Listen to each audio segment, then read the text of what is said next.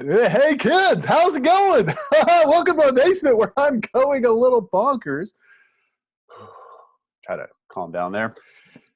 Yes, all right. Well, today's discussion is going to be a little bit on the shorter side, and we're going to be looking at an example problem, just an application of the stuff we've been talking about. We're going to be doing some review and some practice with spring mass systems and simple harmonic motion.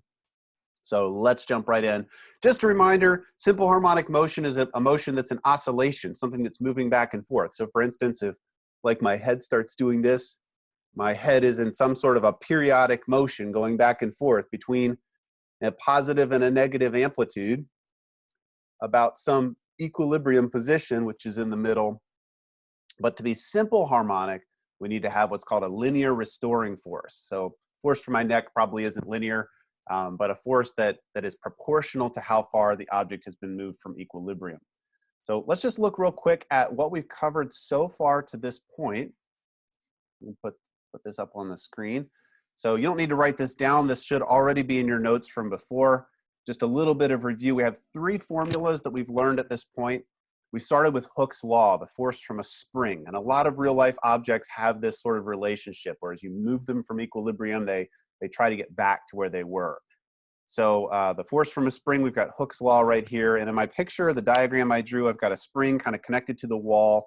The important thing is that there's this equilibrium spot, the spot where the spring is neither stretched nor compressed. And that's the x equals 0. If you put a 0 in here, that's the place where the spring applies no force at all. As soon as you move it from equilibrium, say you were to stretch this out, though I very well could have moved it to a negative position and compressed the spring, but I stretch it out to position X, then the spring's pulling back to equilibrium. It's a restoring force. We notice that when my position is positive, the force is going to be back in the negative direction. So that's why there's a minus sign here. It's always going to be the opposite direction. Now, one thing to keep in mind is this is the force that the springs, that's what the SPA stands for there, the spring exerts pulling back to equilibrium. But in order to get the spring out to here, you're going to have to grab it with your hand or an object and pull it out. So we'll say that there's going to be some kind of an applied force in order to get it to this position. And to hold it there, that applied force is going to be the same size as the spring force.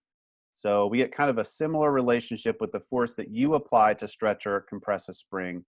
It's just going to match the same force that the spring has, except it's not, there's no minus sign. It's the same direction. So in order to move the spring to a positive position, you need a positive force. In order to move it to a negative position, you need a negative force. So you can put this on your card if you like. Don't necessarily have to do that. Just a big picture idea there. So after we learned about the Hooke's law and the spring force, then we got this idea of period and frequency, the rate at which something oscillates back and forth. And we're just dealing with the spring mass system at this point. And I just wanted to point out that these equations and ideas we're talking about work whether you're bouncing up and down or moving side to side. It doesn't matter. Either way, there's an equilibrium position, a place where it will just stay at rest, and it will oscillate on either side of that to a positive amplitude, a spot above 0, and a negative amplitude, a spot below, or say to the left and to the right. We can have our positive and negative amplitude. Now the period is going to be the time this thing takes to make one up and down bounce or one left and right and back bounce. So it's a whole cycle there and back.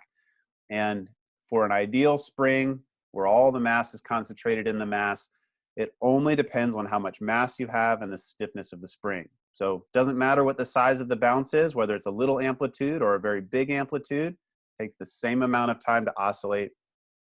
And we can either write our equation this way for our seconds per cycle or this way for our cycles per second or our hertz. So I know it kind of hurts to admit that, but it's the way we do it.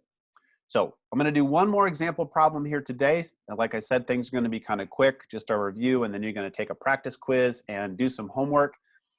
In your notes packet, we've done examples 1 and 2 already. I'm going to skip example 3. It's not that hard of an example. In fact, I've actually assigned it as part of the homework. So when you go to do homework 10B, you will find yourself doing example 3 there. So you will get I know, don't be disappointed. You'll get a chance to do it. But I'd like to do example 4 together. It's just a little bit more challenging, and I think it'll be helpful to look at this one together as a group. So I'm going to put this up on the screen. And I encourage you to get your packet out as well and kind of follow along and fill this in as we go. So let's try this together. Here we go. Ready? All right. So we've got a mass, and this one's a vertical spring, so it's hanging vertically. What vertical means, I guess. And the mass is hung from the spring, and it stretches it out a certain distance, 0.315 meters. And I'm going to draw a picture of this so we can visualize this. I've got my ceiling right here. And here's how I might do this, just to make sure we get this idea down. So here's the spring just hanging from the ceiling with no mass on it. And the spring is at a relaxed position. It's at its equilibrium position. There's no force being exerted. And then we're going to take this mass, I'm going to hang it from it. And no doubt, putting a mass on the end of the spring is going to stretch it out. So now I've got my 1.62 kilogram mass hanging from it. And now the spring has been stretched out to a new location.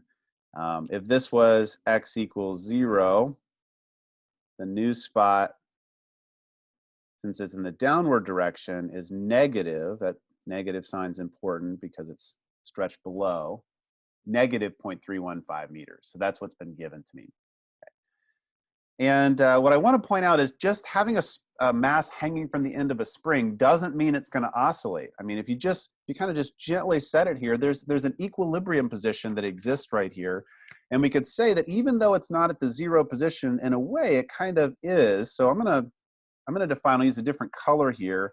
I now have a new equilibrium, a new x equals 0 spot, where this thing is going to want to oscillate. If I move it away from that new red line, it will oscillate on either side of that, not on either side of the original equilibrium. That point is important.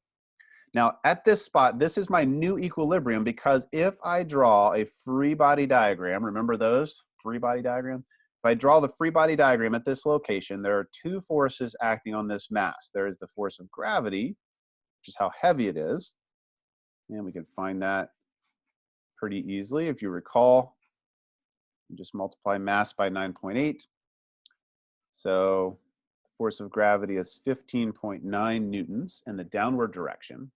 And because the mass is just hanging there, it's just suspended here, that means that the spring, kind of like a normal force, it's not sitting on the ground, the spring's holding it up. The spring is going to exert 15.5 newtons, 15.9 newtons as well.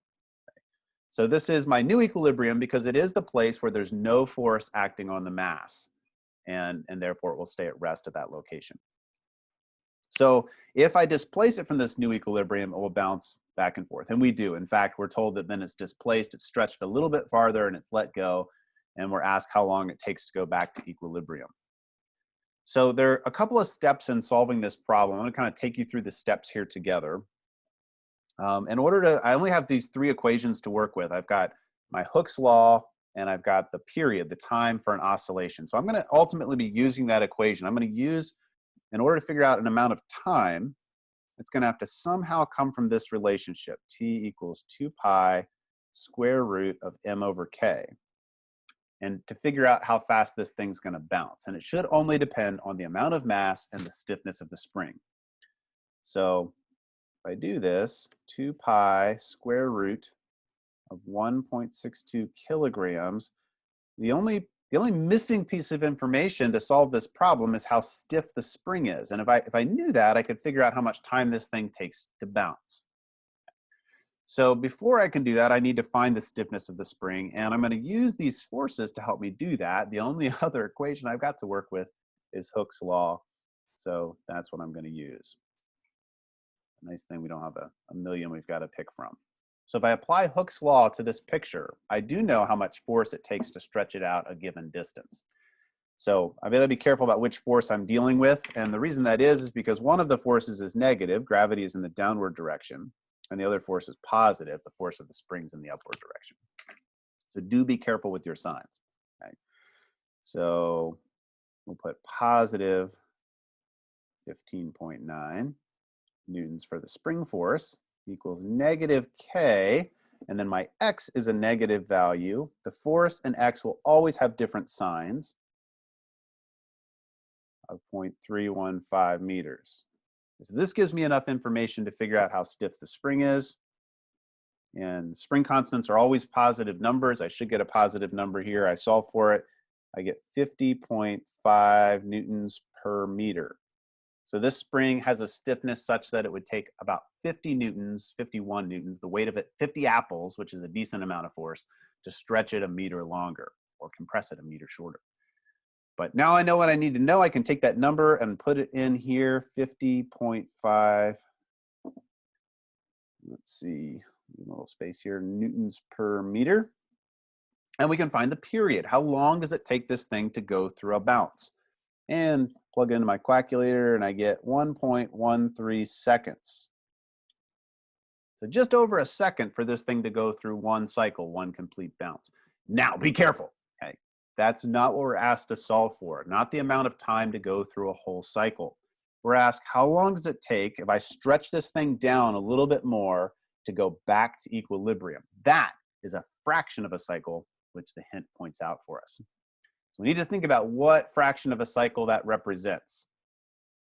So how are we going to do that? Well, let me remind you, in one of our lectures, one of the things we did is we drew a picture of the graph of position versus time. I think that could be helpful right here if I make a sketch of this, of position versus time for this mass. So what we're doing is we're grabbing this thing and we're stretching it downward an additional distance below zero. In fact, what's that additional distance? 0.13 meters. So the beginning of our motion, this thing's going to begin at the negative 0.13 meter position. And that's, let me use my red pen right here because that is based on my new equilibrium position in relation to this new x equals 0. And then we're going to let go of this thing, and it is going to go back to equilibrium. And we learned before that this graph is a sinusoidal graph. It's going to go back to equilibrium. It's going to go past equilibrium. Whoa! It's going to go up to a positive amplitude, which, interestingly, there's a symmetry here. Doesn't really matter in this problem. It should be a positive 0.13 meters. And then it's going to go back down to equilibrium again, and then back to where it started. Okay. Now, the reason why I drew the whole cycle of going up to the top and back to where it started is this, my friends, is one period, the amount of time for one complete oscillation. And this is the time that we do know, 1.13 seconds, the time for one oscillation. Now, this distance doesn't actually matter. It just matters how long it takes for one period to occur. Because I'm asked to find how long it takes to get back to equilibrium. Equilibrium, where is that? Equilibrium. That's where x equals 0. That's right there. So I need not the 1.13 seconds, but I need to know what this time is right there, the amount of time to get here. So let's use some symmetry here. There's some nice symmetry. So if I look at this curve, if I drew a line right through the middle of it, that is half the time, and this is half the time. So I could, if I wanted to know the time to get to here, it would just be half of 1.13 seconds. And then my drawing isn't beautiful, but I could divide this a couple more times. I could actually divide this into fourths. So it's going to take a fourth of the time to get to equilibrium, another fourth of a time to get to the top, third fourth to get back to equilibrium, and the final fourth to get back to where it started. So the answer we're looking for, the droids we're looking for, are 1/4 of the period is the time to get back to equilibrium. So I'll call that time little t. It's going to be 1/4 of the period. And 1/4 of 1.13 seconds is something to the tune of 0.281 seconds. So we'll call that our answer.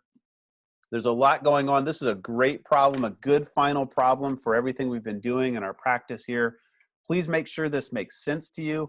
All of the ideas are packed into this. The idea of the spring mass and of Hooke's law, the idea of the period of the system. We've got a little graph going on in here too. This is a cool problem. I'm privileged to have shown it to you. You guys have a fun time doing the practice quiz and homework 10B, and we'll catch up with you more next time.